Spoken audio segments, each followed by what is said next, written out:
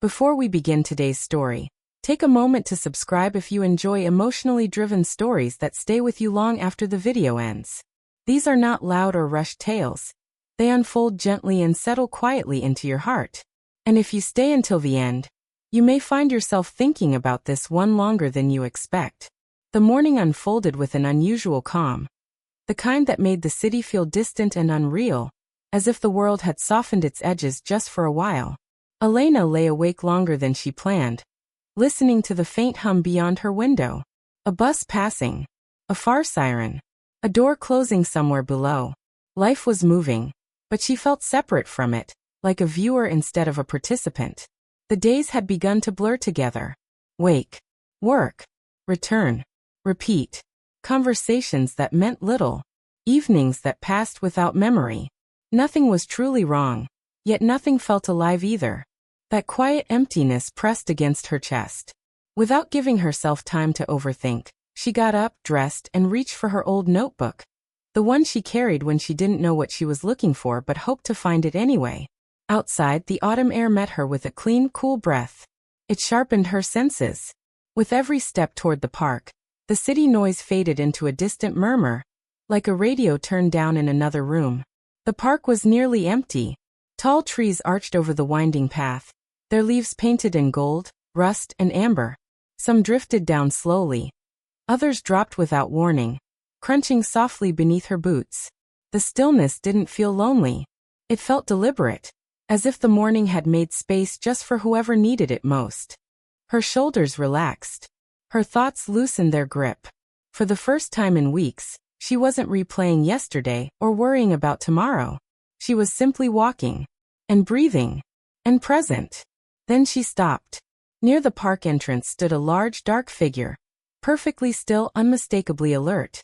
A Doberman. His sleek coat caught the pale sunlight, every line of his body sharp with strength and discipline. He didn't pull, pace, or bark. He simply watched, calm, steady, aware. Elena felt a flicker of caution, but stronger than that was curiosity. There was no chaos in him, no nervous energy. He looked like he belonged to the silence itself. When his eyes met hers, her breath caught, not from fear, but from the strange feeling of being fully seen. A voice spoke gently from nearby. "Don't worry. He's watchful, not aggressive." A man stepped into view from behind the trees, walking with the relaxed confidence of someone completely at ease. One hand rested loosely near the leash, though it didn't seem needed. "He reads people before they read him," the man said softly. Up close, his tone carried warmth without effort. Not performative, simply steady. "I'm Marco," he added. "Elena," she replied, surprised that her voice sounded calmer than she felt. He knelt slightly and unclipped the leash. The Doberman, Atlas, did not rush forward. He moved with measured control, closing the distance slowly, then stopping a few steps away. He sat and waited, eyes attentive, posture perfect. "Your move," Marco said with a small smile. Elena crouched, extending her hand halfway, ready to pull back if needed. Atlas leaned in, sniffed once, then gently nudged her fingers with his nose. The contact was brief, but something in her chest warmed instantly, unexpectedly. A soft laugh escaped her. "I guess I passed," she said. "You did more than that," Marco replied. "He doesn't offer first trust very often." They began walking the same path without formally deciding to. Atlas positioned himself naturally between them, matching their pace, occasionally glancing up as if checking the emotional weather. Conversation came in fragments, unforced, unhurried. Small observations about the weather, the changing leaves, the quiet of weekday mornings. The kind of talk that doesn't try to impress, only to connect. Long stretches passed in silence, yet nothing felt awkward. The quiet held shape and comfort, like a shared understanding that words weren't always required. Elena noticed how grounded Marco felt. Not distant, not intense, just present. He listened fully when she spoke, without preparing a reply while she was still talking.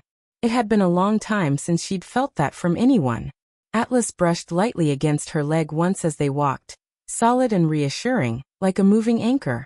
When Elena finally checked the time, surprise crossed her face. "I should go," she said, though the words came with reluctance. Marco nodded easily. Morning routines shouldn't be broken too suddenly. She smiled at that, at the permission hidden inside it. As she turned to leave, Atlas remained still, watching her with calm attention. Not tense, not questioning, certain. For reasons she couldn't explain, the moment felt unfinished, like a sentence paused mid-thought. And as she walked away, she knew, without deciding, that she would come back. The memory of that morning stayed with Elena longer than she expected. Not loudly, not like excitement, but quietly, like a steady echo. The stillness of the park. Marco's calm presence. Atlas's watchful eyes.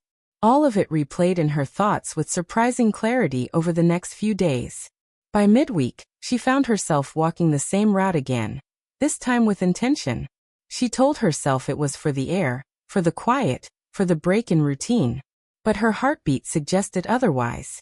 The park looked the same, golden leaves, winding path, gentle wind. Yet she noticed everything more closely now, as if awareness had been turned up a notch. She didn't have to search long. Atlas spotted her first. He rose instantly from beside the bench where Marco sat reading, ears forward, posture brightening with unmistakable recognition. His tail gave one controlled, powerful sweep, dignified but happy. Marco looked up and smiled. Not surprised, welcoming.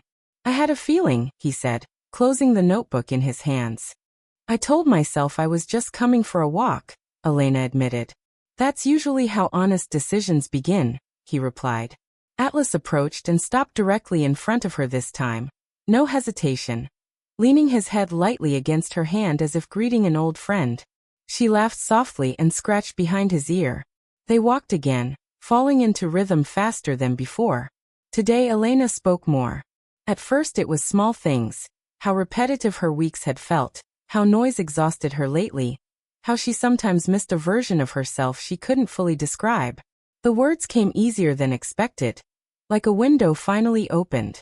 Marco didn't interrupt, didn't analyze, didn't fix. He listened fully, the way people rarely do. Atlas stayed close to her side, matching her stride, occasionally brushing against her knee, a quiet reassurance that she hadn't realized she needed. You're lighter when you're outside, Marco said gently after a while.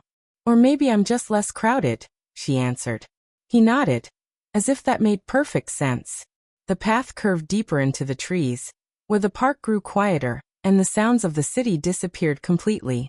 That was when the shout broke the air. Sharp. Sudden. Too close. Atlas froze mid-step, not startled but instantly focused. His body shifted from relaxed to ready in a single smooth motion. Marco stepped forward at the same time. Elena's breath caught as they all turned toward the sound.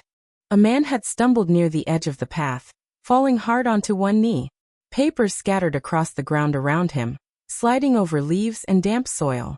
Another figure stood a little too close, not helping, not leaving, hovering with tense uncertainty. The calm of the morning tightened. Atlas moved first. Not fast, not wild, but precise. He stepped forward and positioned himself between the fallen man and the stranger, body tall and steady, gaze locked. No groll, no bark, just unmistakable authority. The effect was immediate. Marco's voice followed, low, clear, controlled. Step back. No threat in the tone, only certainty.